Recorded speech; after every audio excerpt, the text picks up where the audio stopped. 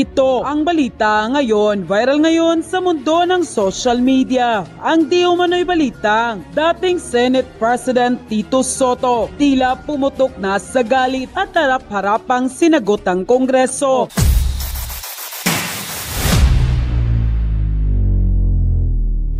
Ito na nga mga kababayan, sa patuloy na umiikot ngayong kontrobersiya patungkol sa pagsusulong di umano ng charter change o Chacha ay umani ito ng samut-saring reaksyon. At isa na nga rito ay ang dating Senate President na si Tito Soto, kung saan matapang nitong sinabi sa isang pahayag na ang target di umano ng umiikot na signature drive para sa charter change o Chacha ay ang pagbuwag sa Senado. Sinabi rin ito na gusto lamang ng nasa likod nito na mawala ang balakid sa pagpasa sa mga isinusulong na batas at maituturing daw na pagtataksil sa 1987 Constitution ang mga hakbang sa pagtulak ng Chacha. Nilinaw din ni dating Senate President at ngayon Chairman ng National People Coalition o NPC na si Tito Soto na hindi nito isinusulong ang kontrobersyal na People's Initiative para sa charter change o Chacha. Klinaro din ito na hindi sila ang nasa likod ng pagsusulong sa umano'y People's Initiative dahil nakipagpulong din ito sa mga leader ng partido at nanindigan na walang iniendorso ang NPC kaugnay sa usapin ng charter change. At mariin din itong sinabi na ang sinumang miyembro na sumusuporta sa People's Initiative ay personal position lamang at hindi na partido. Samantala, hindi naman makila ng marami sa ating mga kababayan na magbigay ng kanilang hinaing at komento sa mundo ng social media. At ayon pa sa kanila, mabait si PBBM at matalino, Marcos yan eh. Kaso problema talaga asawa niya at mga taong nakapaligid sa kanya. Ang kawawa si BP dahil di niya kakayanin lahat, lalo't pilit siyang sisirain dahil sa madilim nilang hangarin.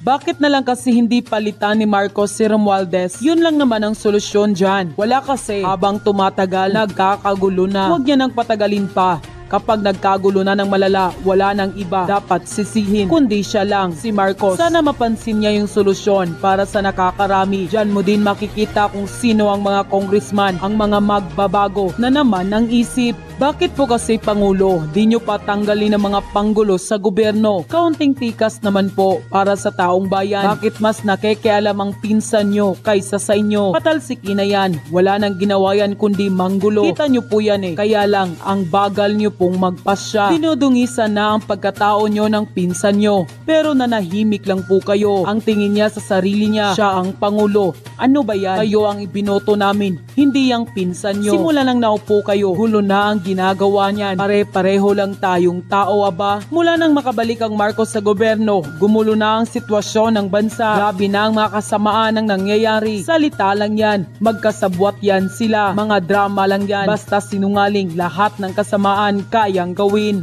Dapat tanggalin na si Tamba dahil sa halip na makiisa ay gumagawa siya ng sarili niyang batas, kaya dapat lang talaga bumaba niyan sa pagka-House Speaker. Palitan na yan. Kung sisirain lang ang pamumuno ng ating presidente na si PBBM, mabuhay po kayo Sir President Ferdinand Bongbong Marcos. God bless you all. Ingat. End quote. Pag-usapan natin ito po, no, hindi na po masikmura ni Senator Amy, kapatid mismo ng Pangulo ng Pilipinas. Lalo na po itong naisip nilang solusyon, no?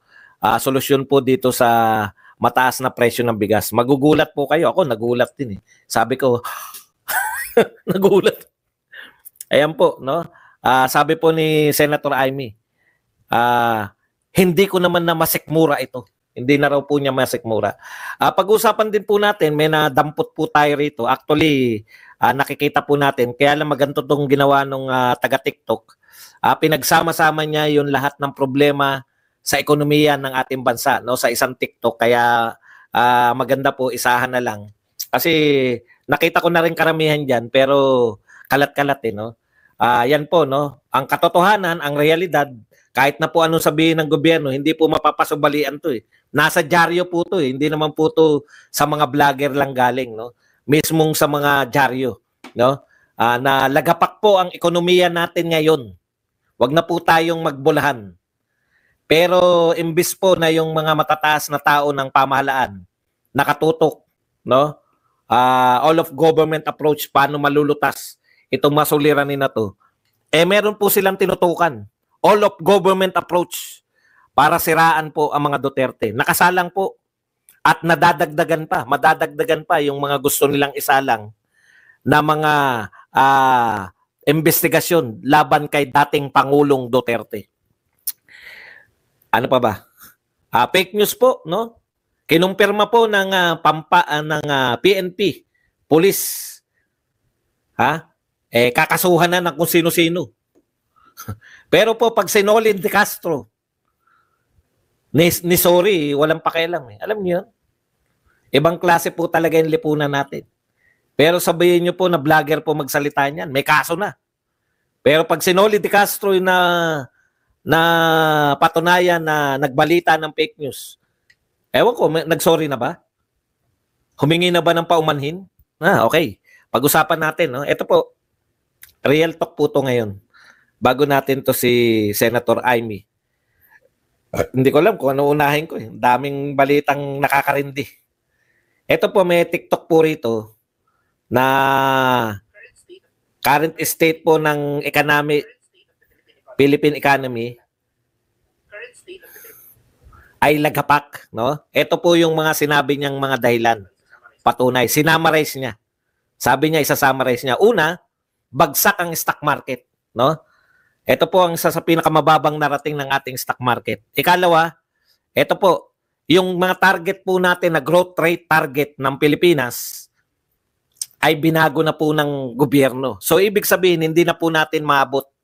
Ngayon lang po, no, kababasa ko lang na kalimutan na raw natin yung magiging mayaman. May target tayo na magiging mayaman ng Pilipinas by 2025, no? Kalimutan na raw natin yun at hindi raw yung magaganap, sabi po na World Bank.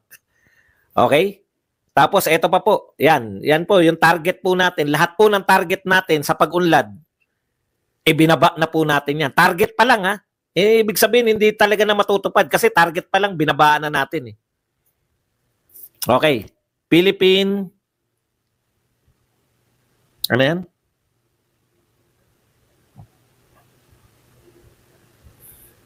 Ang taas po ng ito pa lang mataas na rate, no? Yung rate po sa bangko. Ibig sabihin, tinaasan po ng Bangko Sentral yung atin pong mga ano tawag diyan, yung interest ng ating mga tubo. Kaya mahirap po mahirap pong umutang sa bangko eh. Halimbawa po, umutang ka 5 years, no? Halimbawa po nagsimula kang umutang, ang rate mo ay 2%. Pwede po sila magtaas. Pag bumabagsak po ang ekonomiya, nagtataas po sila ng interest rate para hindi po sila malugi. Ayun po yun. No? Isa po tayo sa pinakamataas na interest rate dito po sa ASEAN. Ayon po dito. Ano pa? Our poverty rate is... Okay, yung poverty rate po natin, siyempre, mula po sa pandemya, talagang mataas po yung poverty rate pero napababa na po to. Double digit pa rin po ang ating poverty rate. Ibig sabihin, marami pa rin pong mahirap sa Pilipinas. Yung pong pandemya, double rate po halos lahat ng poverty rate. Pero naiwan po yung Pilipinas, yung mga kapitbahay po natin, single rate na lang po. No? Ngayon po tayo, double rate pa rin. 16.4 pa rin ang ating poverty. So hindi po tayo nakakasabay sa ating mga kapitbahay. No? Hindi po tayo nakakasabay sa mga kapitbahay natin. At ito, hindi pa niya nasama to dahil fresh po itong balita na to eh. Ito po ang pinakabagong balita. Unemployment rate rises. 2 milyon na po yung jobless ngayong April. So, sa May yan, tataas na naman yan. So, tumataas po yung jobless, yung unemployment rate natin. Consistent po na tumataas yung ating unemployment. Yung mga walang trabaho, yung nawawalan ng trabaho. Oy, wag mo na akong anuhin. May June. Wag mo na akong anuhin. Wag ako manghingi ng pangkape. Sobra ka. Teka muna, tatanggalin lang natin. Ako, pwede kayong mag-ano rito. No?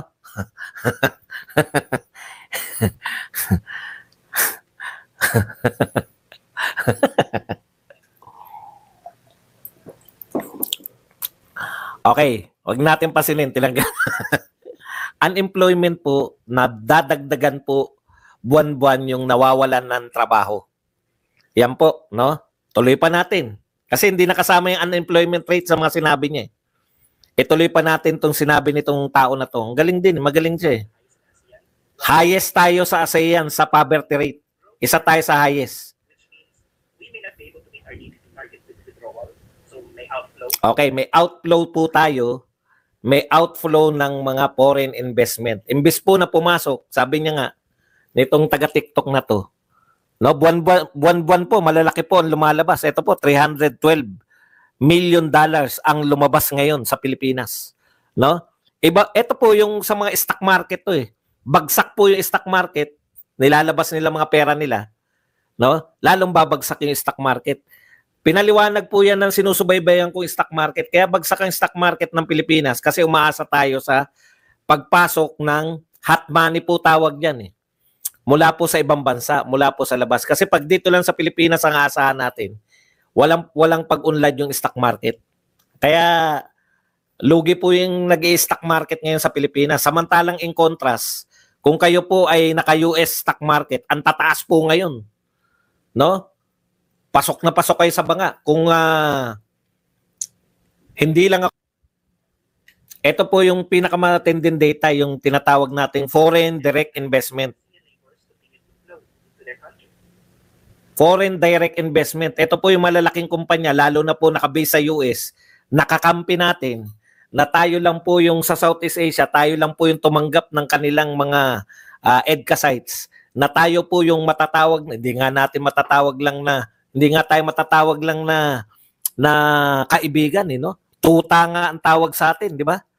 Okay. So, halos tuta na tayo ng Amerika, pero pagdating po na mag-invest, ito po yung mga nag-invest sa mga kapitbahay natin, Tesla, Microsoft, lahat po ng malalaking tech company, no? Nag-invest po sa Southeast Asia. Pero iniwasan po yung Pilipinas. Tesla, Google, Microsoft. Grabe, no? Napakaswerte natin sa kaibigan natin. Yan po ang pagsisikap ni Pangulong Marcos. Gumagastos po tayo ikot ng ikot sa mundo.